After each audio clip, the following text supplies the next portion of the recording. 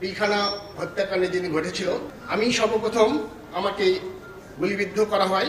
বন্দি অবস্থা থেকে আমি মুক্তি পেয়ে সর্বপ্রথম যারা এবিসি রেডিওতে শুনেছেন লাইভ বক্তব্য, সেই লাইভ বক্তব্য আমি প্রদান করি।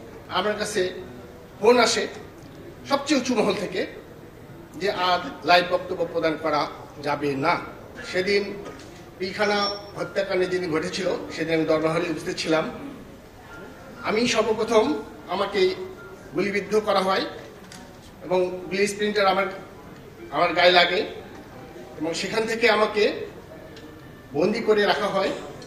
বন্দি অবস্থা থেকে আমি মুক্তি পেয়ে সর্বপ্রথম আপনারা যারা টিভিতে দেখেছেন এবং যারা এবিসি রেডিওতে শুনেছেন লাইভ বক্তব্য, সেই লাইভ বক্তব্য আমি প্রদান করি। এই লাইভ বক্তব্য প্রদান করার পরেই আমার কাছে ফোন আসে সবচেয়ে উঁচু মহল থেকে যে আর লাইভ বক্তব্য প্রদান করা যাবে না। আমি স্টপ হয়ে যাই। সাথে সাথে যারা যারা সার্ভার অফিসার ছিল, আপনারা লক্ষ্য করে থাকবেন, স্বাস্থ্যকর অল টাইম হানিকম, সব সময় অল টাইম হেলদি লাইফ। সাংবাদিক ভাইদেরকে আমি বলছি, আপনারা একটু খোঁজ নিয়ে দেখেন আর কেউ লাইভ বক্তব্য দিয়েছে কিনা। কেউ দেয়নি। এরপরে যত বক্তব্য প্রদান করা হয়েছিল সবগুলোই গাইডেড।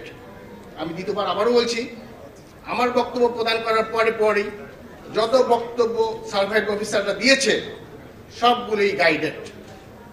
এটা আপনারা নোট করে রাখতে পারেন। এটা আমি দায়িত্ব নিয়ে বলছি।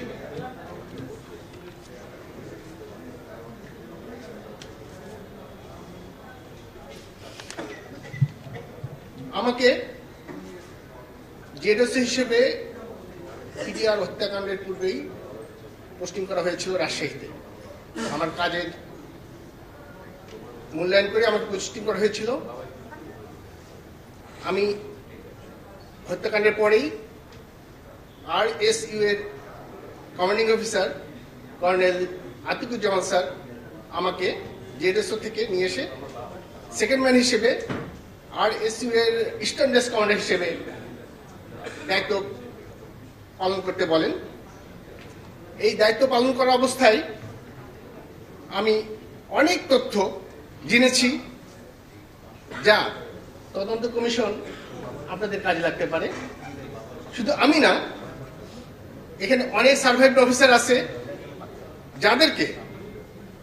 যারা হত্যাকাণ্ডের পূর্বেও কি ঘটেছিল এবং পরেও কি ঘটেছিল তারা অনেক কিছু জানেন এবং তারা অনেক কিছু আপনাদেরকে সহায়তা করতে পারবেন। স্যার, আমি আশা করব তদন্ত কমিশন এই সার্ভাইভ অফিসারদেরকে যথাযথ মূল্যায়ন করবেন।